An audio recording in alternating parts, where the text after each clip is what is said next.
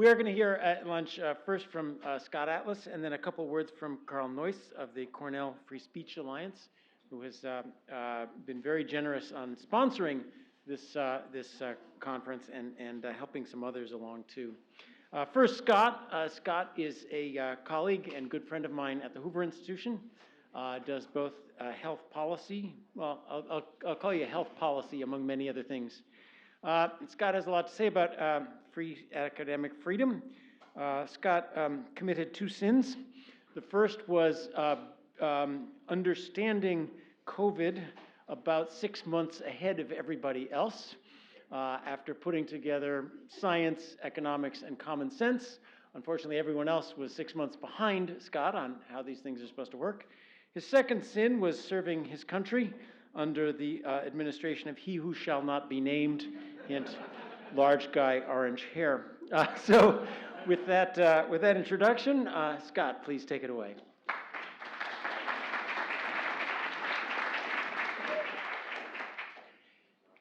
Okay, thank you. And first I want to thank John and Yvonne for having a spine.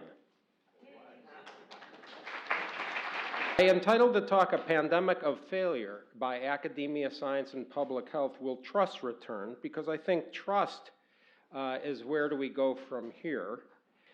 The other sort of context that I'd like to say is, will an ethical society return? Because there's been an ethical breakdown in the United States and in much of the rest of the world, in my opinion. Universities are granted privileged positions, particularly those involved in medical science, because professors are the sources of media's expertise. They are the experts to the public. They are appointed to head government agencies. They fund all scientific research, but the biggest failure is in their most important role, which is teachers of critical thinking and role models for our children. They have been exposed. Science and public health are in crisis. It's not just academic freedom. There is an unprecedented denial of fact. The credentialed class has been exposed as non-expert, politicized, and ethically deficient. We have broken the social contract with our most precious resource, our children, harming them directly and failing as role models. And of course, as this conference says, the free exchange of ideas is under threat. There's a common theme here, and the theme is the university. Some facts, because there's a context of factual background we must acknowledge. Under two administrations, the United States management of the pandemic was a failure. That's compared to our peer nations in cumulative deaths per million. This is the United States. That's a straight line for those of you who don't understand statistics. There's no change in the slope of that line, even though the second administration had the vaccine. The lockdowners and the academic experts who recommended them and demonized the alternative own these outcomes. Their policies were implemented. Their policies failed, killing and harming millions. The lockdowns were not previously recommended. This was the first absurdity of it all. The standard pandemic management was articulated 15 years earlier, and that pandemic management specifically stated they should request all who remain ill are isolated at home, but others should be encouraged to come to work, that closing schools for longer than 10 to 14 days from the beginning of an epidemic by decreasing contacts among students is not warranted, that canceling or postponing large meetings would not have any significant effect. There is no basis for recommending quarantine of groups or individuals, screening passengers at borders, or closing travel. Experience has shown these actions are not effective. They are not recommended. That was the standard pandemic management. The safer alternative was known by spring of 2020. It wasn't learned in 2021. It's not news in 2022. It was articulated by several of us in the national media, Johnny Anides, David Katz, myself, and Martin Kulldorff in April after March of 2020 because he couldn't get his stuff published in the American media. So it was in CNN Espanol. Several others later in the spring, summer, and fall came forward with the same idea, which we all said was targeted protection, increasing the protection of the people who are high risk to die and stopping the destruction of low-risk people, including in schools and medical care, businesses, and transportation. 7 months later, the Great Barrington Declaration was written, and yes, I don't sign petitions myself. I agree with John Ioannidis. On the other hand, it's not about that 1 million people signed that. It's about that these people, Martin, Sinatra, and Jay, wrote something that others could say, yes, I agree with that. The point of speaking out is not to make a case alone, it's to allow others to see, yes, there are sane people saying this stuff. It empowers everyone else, and that is the importance of the Great Barrington Declaration. Academic science promulgated 2 overt lies on the public. Number one, if you're against lockdowns, you're choosing the economy over lives. That's contrary to decades of economic literature saying that economic downturns kill people. It's unfortunate that the economists, even at my own university, were relatively silent on that, but that's a fact. And secondly, the lie was if you're against lockdowns, you're for allowing the infection to spread without mitigation, the so-called herd immunity strategy. No one ever said that. I never heard it voiced. I never even heard it discussed in the White House. That was an overt lie. That's called propaganda. That's in New York Times font, by the way. Here's some facts very quickly. The lockdowns failed, period. Bjornskov. The lockdowns did not reduce mortality. Ben David, the lockdowns did not have a significant impact on case increase. Agrawal, the lockdowns increased excess deaths. Herbie, the lockdowns are ill-founded and should be rejected as a pandemic policy instrument on a meta-analysis. And then most recently, Kirpin, Moore, and Casey Mulligan, who's sitting over here, who analyzed it on a state basis. And on the computations on mortality, economy, and education, the states, many of which opened, South Dakota and Florida, did the best. The states that did the worst are my own state of Illinois, actually. I'm born in Chicago. California, New Mexico, New York, DC, and New Jersey. These are the states with the most stringent lockdowns. That's fact, that's not opinion. The legacy of academics and public health experts, they closed the schools, even though the rest of the peer nations in the world did not. Closing in-person schools and health in teenagers compared to the previous year, 2019, explosion of mental illness in teenagers, even though medical care facilities were shut down, and therefore the blue going down is a decrease in hospital admissions for total. Compared to the previous year, double to triple self-harm in teenagers. That's America's teenagers putting cigarettes out on their skin. Psychiatric illness in college-age Americans, massive explosion.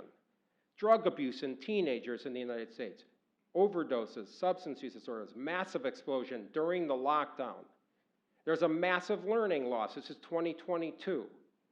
Historical losses in math at grades 4 and 8, the biggest since the computation was ever done. Lockdowns especially harmed low-income and poor kids.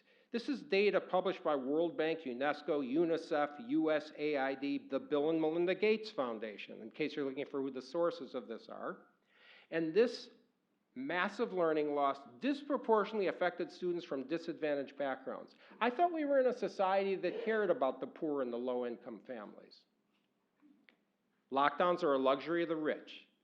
They're a luxury of the people that live in my neighborhood in Palo Alto who can assemble a micro school of everybody with a PhD for their kid in their backyard. Mackey said of all the offspring of time, error is the most ancient and is so old and familiar an acquaintance that truth, when discovered, comes upon most of us like an intruder and meets the intruder's welcome. The university's response to truth. Censorship. And I put censorship in quotes here because there's a lot of nuance to censorship. This underscores some of the things that's been said here. Yes, you can be fired from your job, and I have not been fired from my job. Okay, there is a value in tenure. But you can be suspended without pay, quote, to put distance between you and the institution, unquote, formally censured by the faculty senate, directed by your employer to, quote, stop writing X, directed by your employer to, quote, write a public apology for X. Colleagues directed to, quote, stop writing defenses of Scott.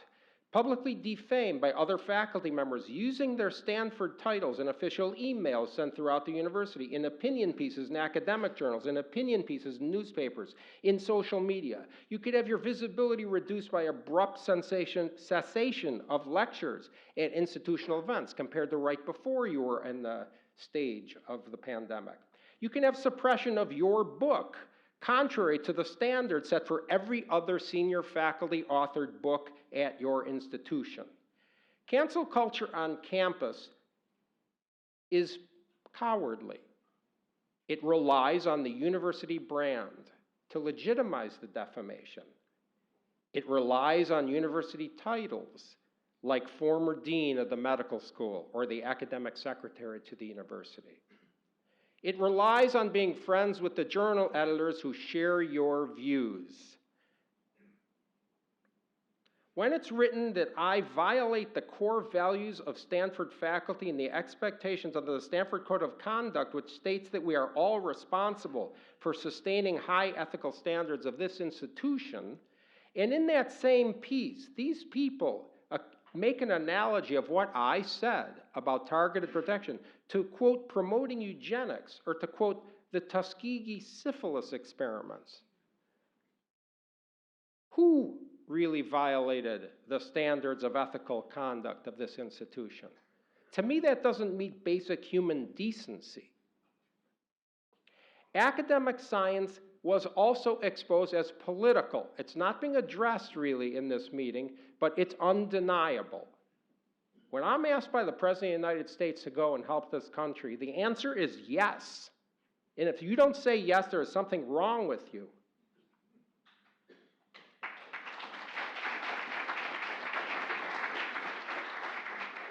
When I said that there was a targeted group of people that had high risk, that the risk to children was extremely low if they're healthy, that immunity is conferred after a previous infection, that masks simply do not work by the data, that schools should be open, that lockdowns are wrong, and that targeted protection is the way to go, that's exactly what John Ioannidis and Jay Bhattacharya said. In fact, I was calling them almost every day all summer and fall, talking to them about every one of these issues. Yet only one of us, despite all the stuff they took, and I'm not minimizing that, only one of us got a censure from the Stanford Faculty Senate. I wonder why. Here's the data on the voting of Stanford zip code: 95% Biden, 3.5% Trump. California, 1/3 of voters went for Trump. Even America's media, the most poisonous media in the world, recognize political targeting. This is the editorial board of the Wall Street Journal, who said the public can be forgiven for wondering if Dr. Ellis's appointment as a White House coronavirus advisor last month has made him a political target. A group of Stanford faculty published an open letter sliming their former colleague last week. The video came down 2 days later. National Review: Atlas has been singled out for professional erasure because he had the temerity to join President Trump's coronavirus task force and advocate rational measures for safely reopening the economy. There is a sinful legacy here that cannot be ignored. When you censor science policy, it's not the same thing as the general tendency of loss of creativity or diversity on campus. People die. And people died from the censorship of correct science policy. And not only that, we have set up a public health disaster in our younger generation. Everyone, a lot of people, gained weight during the lockdown. College-age people, more than half had an unwanted weight gain, and they averaged 28 pounds. That's an obesity epidemic now. That's public health. Trust in public health is politicized. That's a legacy of academia and the public health leadership. This is parents' support for K through 12. There's a dramatic difference by party. That shouldn't be. That there's something wrong, not with the people, but with what science advice, policy advice has become. There is now a politicization of science itself. There never was before. This is data for 30 to 40 years by party. Not a big difference. Now look, Democrat versus Republican, do you have a great deal of confidence in science? That's a disaster. We cannot have a country that science is politicized, that it's not objective. How to restore trust. This is what I promised I'd talk about. And, some of this echoes what some people here have said, but I think I'm not naive. I was naive when I went to Washington. I'm not naive now. There's a statement on academic freedom by Stanford University. This is 50 years old, and it says expression of the widest range of viewpoints should be encouraged, free from institutional orthodoxy and from internal or external coercion. Well-meaning people have circulated a document asking the president to sign the University of Chicago Statement on Free Expression. This was circulated, by the way, in April of 2021. I'm not saying it's not well-meaning, but I like to put it this way. The value of an electronic document is worth the paper it's written on, okay? What's the answer? The answer is individuals, good people, with integrity must rise up. What does rise up mean?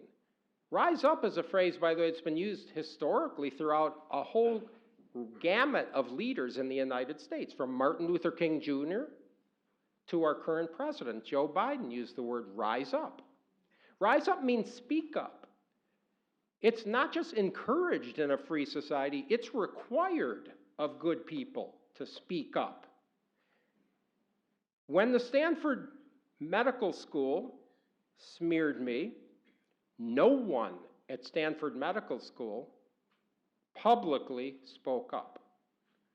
No one at Stanford Law School publicly spoke up. But it took somebody who's a real leader, Martin Kulldorff at Harvard Medical School, who said, I'd be delighted to debate if Scott Atlas is right with any of the 98 signatories. 0 people who signed that document took up Martin's challenge. Institution leaders must rise up and lead. We have a deficit of leadership in institutional places. We can't fill leadership positions with people who are not leaders. That's not a simple task, but it requires people who have a friggin' spine. Don't forget, these people make a lot of money. This is a table of the top 60 salaries in private colleges of presidents. There are more than 60 in the United States that make over $1 million, okay?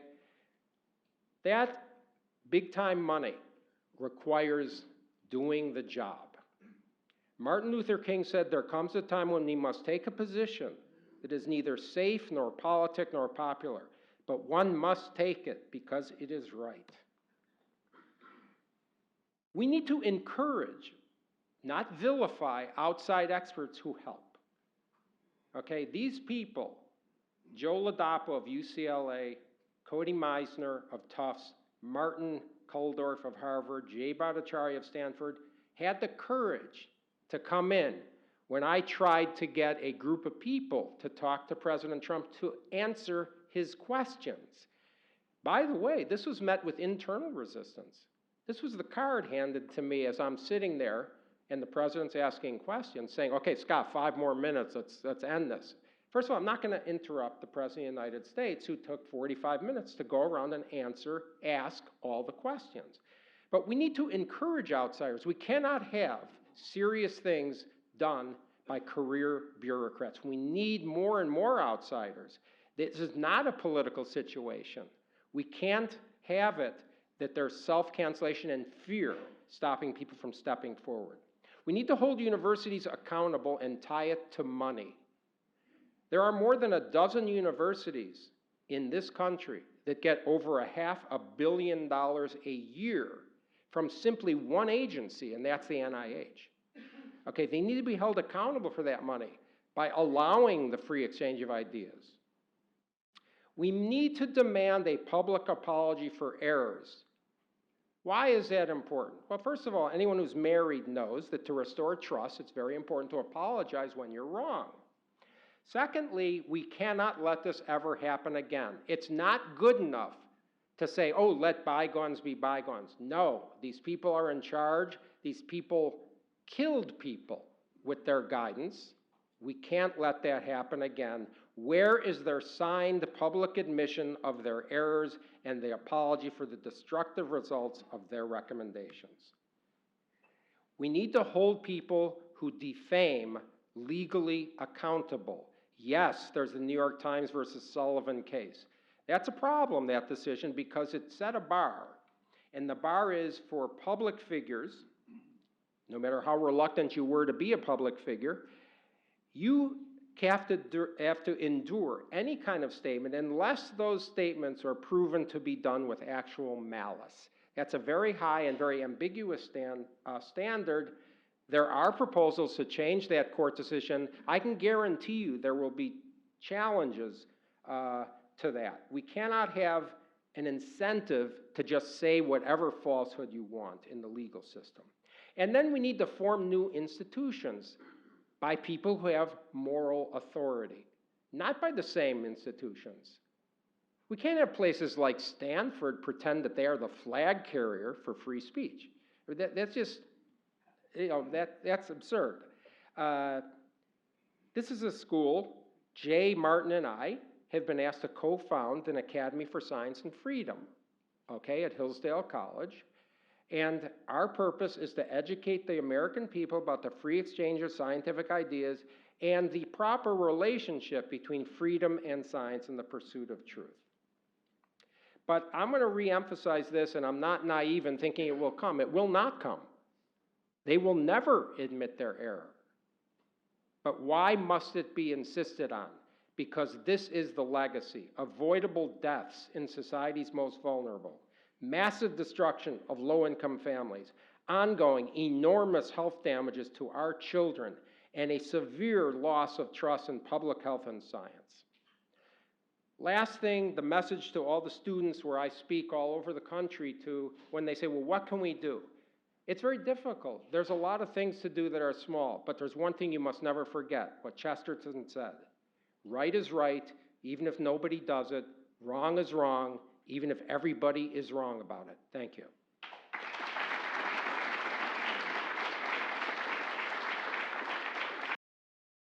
Representing the Cornell, the Alumni Free Speech Alliance, which is a nationwide organization, about a year old. I also am thanks. I'm also a founder of the Cornell Free Speech Alliance and the Harvard Alumni for Free Speech. I have degrees from both, but the group is really founded by a group from Princeton, so Ed Yingling and Stuart Taylor. We now have 14 universities. It's an alumni organization, and what we're trying to do is team with faculty, and in this brief commentary, talk a little bit more about turning the corner in terms of what we can do and how alumni can help. I won't read off all these schools, but we now have 14 member schools. There was a lot of press at the end of last year about this initiative in the Wall Street Journal, the Washington Post, elsewhere. And as a result, we had 113 universities come out of the woodwork and wanted to be part of this organization. And we're just slowly grinding through to figure out those groups that have capable groups of alumni that can do something. So it's a very important group. Anyone who, you'll see a handout on your desk, they were handed out, but if any of you are representing universities or with universities that you would like to join this alliance and activate your alumni, which can be a great help, we think, follow the instructions here or see me afterwards. I can give you a flyer if you don't have one already. In addition, there's a subset of these 14 schools that have created the University Open Inquiry Cooperative. It's a model university program where the strategy is that although we have some wonderful nonprofit organizations like FIRE and ACTA, Heterodox Academy, part of the problem with the last 20 years is those resources have been stretched so thin, over 20 people trying to change things at 2,000 universities across the country is just not a very good business strategy, being a business guy. So the Model University Initiative is working on a narrow and deep strategy toward having alumni help bring reform, as opposed to sort of a mile wide and an inch deep strategy. These are the 5 universities that are now signed up a memorandum of understanding to proceed with the Open Inquiry Cooperative: Harvard, MIT, Cornell, UNC Chapel Hill, and University of Virginia. Just in terms of a summary of why the strategy is important, the 4 constituencies that we have to influence to change things at universities, of course, administration, faculty, students, alumni. But look at the numbers. At Cornell, for instance, is 1,000 administrators, 2,000 faculty, 20,000 students, and 200,000 alumni. And the alumni are important because not only are there so many of them, but they're the only group of the 4 stakeholders that are not captive to the monoculture. So they have independence. They're not necessarily the best informed, but they care about the university. And most importantly, they are a long-term player. As we know, students as well as administrators are increasingly short-term players. So they're not going to be there for the long term. And we have to team with faculty because, number 1, they're long-term, and number 2, they know what's going on, and number 3, faculty, you folks, should be keepers of the culture. And so the alumni want to be there to encourage you to keep that culture and point it in the direction that we've been talking about at this conference. So the strategy of the University Open Inquiry Cooperative is, as I said, to have a narrow and deep strategy with 5 initial schools. It's alumni-driven. It's faculty-focused. It will also be engaging with students and administration, so covering all 4 major stakeholders. We want to team with nonprofit organizations, national nonprofits, and bring them to our campuses, and have basically the focus is to have foot soldiers on the local campuses so that some of the national nonprofits like FIRE and ACTA and others that do such great work will have an army of people to help change that are independent and that can have unfettered voices at the university. So we're trying to team, as it's shown here, the Alumni Free Speech Alliance, ACTA, Heterodox Academy, and FIRE. We want to bring them into these 5 universities and have a focus strategy as opposed to the whack-a-mole strategy that oftentimes is being executed by these groups. They're wonderful groups, have wonderful resources, have more knowledge than we do, but we want to bring them all their resources to bear. And Heterodox Academy now is pursuing this strategy with a sort of a model university program.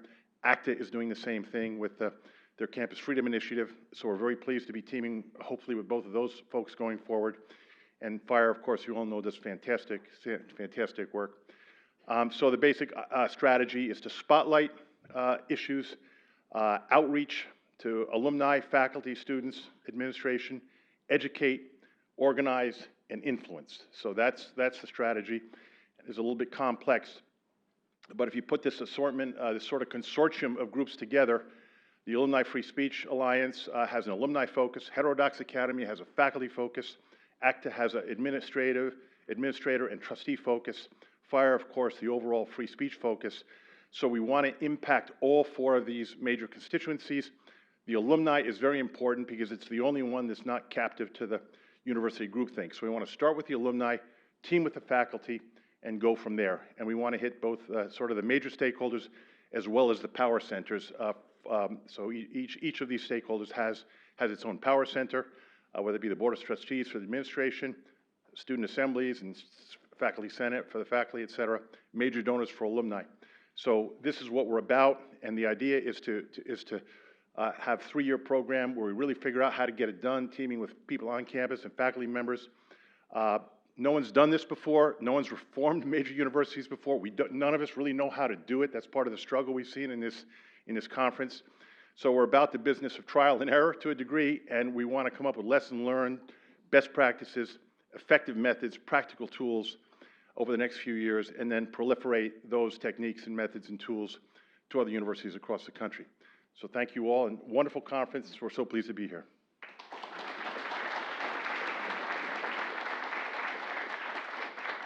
So in the interest of time and patience, let's take 3 questions, which could be for either Scott or for Carl, and we'll do the usual, whoever gets the microphone from the 3 sides of the room gets to ask the question.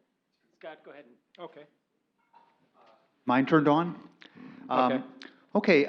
Peer pressure is important, and I am not good enough to be at Stanford, but I do know some Stanford faculty in the law school, even no medical school. So I was thinking I should maybe send them an email to the ones I know saying, shame on you, more eloquently. But what should I tell them that they should have done, and what should I tell them they should do now?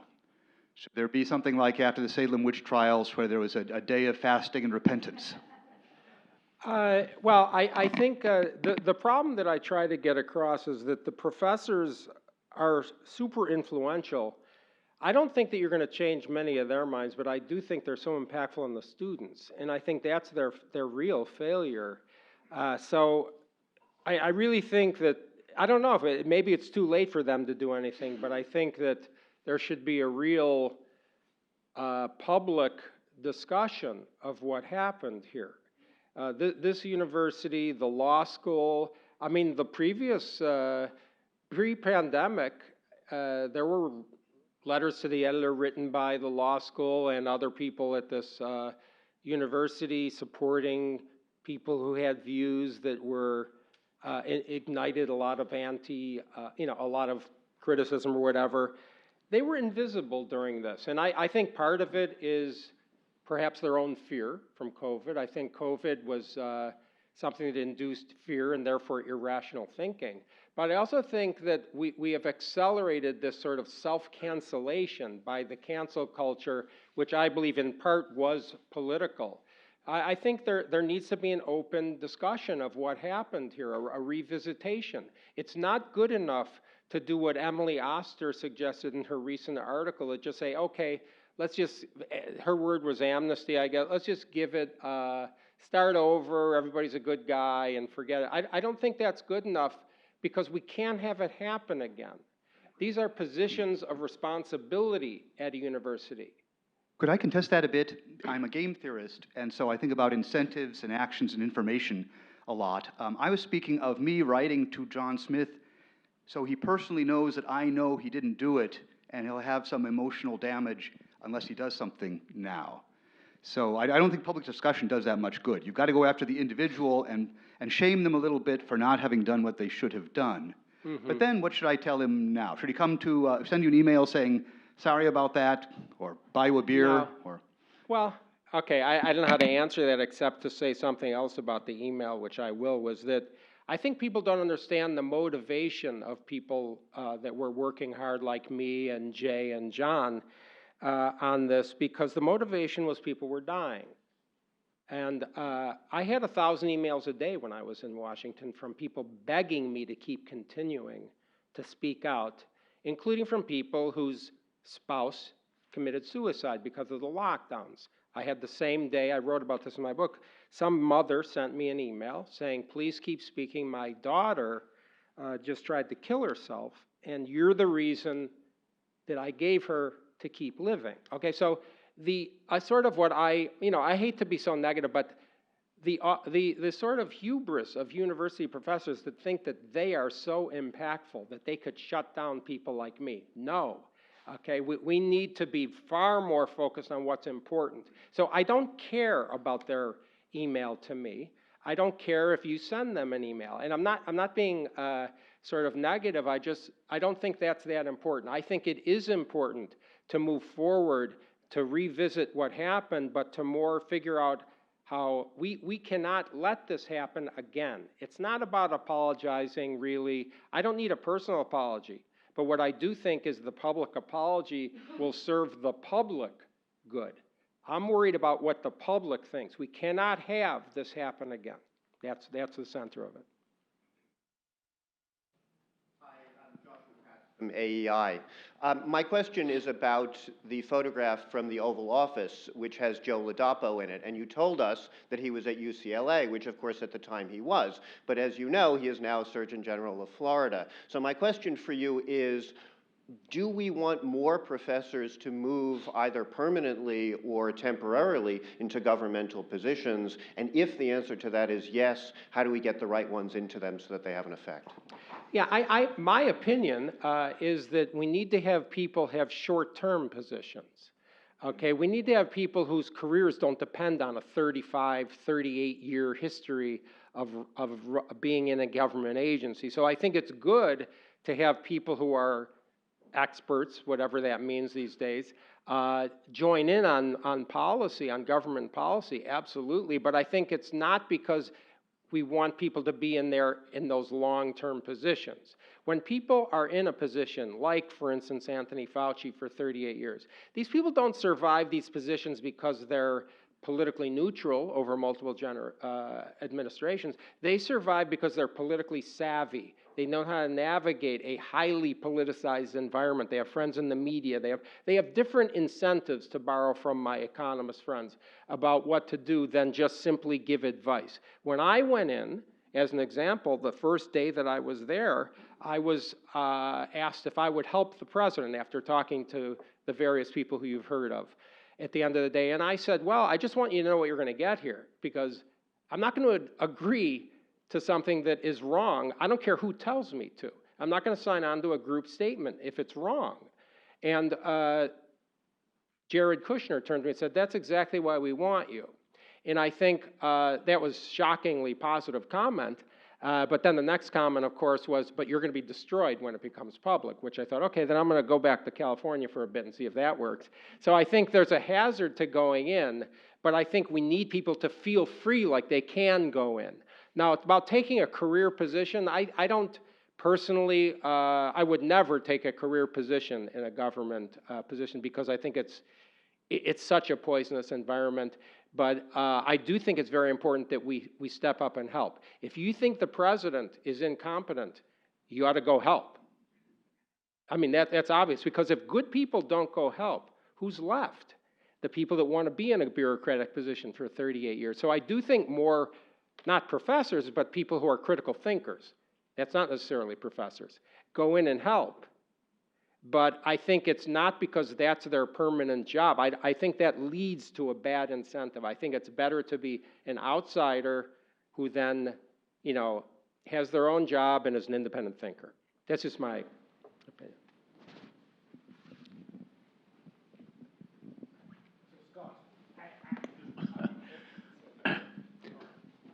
I've been in government 6 different times, headed an agency that had 13,000 employees. The one word of advice for short-termers is get to the budget. The budget is the only thing that controls large bureaucracies. I've worked at the local, county, state, and federal level, and the only way you make the change is by the budget. Certainly money talks, I guess. One more? No. Okay, no more. All right. Okay, but Jonathan, you got to be short. That means you. Scott, I agree with your statement that if you've got an incompetent president, you should go help him. But the problem is, you didn't help. I mean, you were able, you were absolutely right. And yet, even Trump didn't change his policies. I'm not sure how to answer that. I didn't. Well, because I would anybody. say it's not as simple as you're making it. If going to work for a president who you know is not going to listen to you may not be, Okay, I think it's a lot more complicated than that, but what I will say is I'm not sure what the advantage is of not going and helping. I'm helping the country. I'm not helping the president. I went in because people were dying, and there were incompetent things being done, grossly wrong. And so you need to go in and do your best to help. I don't see any other alternative, frankly. I really don't. I just don't agree with that. But I will finish by saying this, that when you're an advisor to the president, or even when you're the CDC, you're just advising. You're not setting rules. This was never meant to be that the CDC set the rules, set the law. And instead, we have a situation where the advisors, the advisory agencies, are the ones with the authority. That's not, in my view, what was supposed to happen. And it happened partly by abrogation of authority by the people who were supposed to be in charge. And we see it even on the local level, where we see people, politicians who are elected to be in charge, say, okay, we're just going to go with whatever the CDC says. We see it at the university level. That's inappropriate. That's weak leadership. We need to get people who are leaders into those positions. Thank you. Thank you, Scott.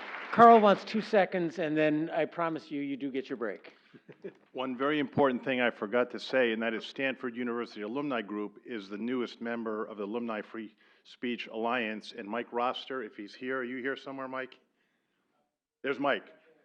So those are the guys, anyone from Stanford that want to figure out what's doing, those are the new guys. So great to have you guys on board.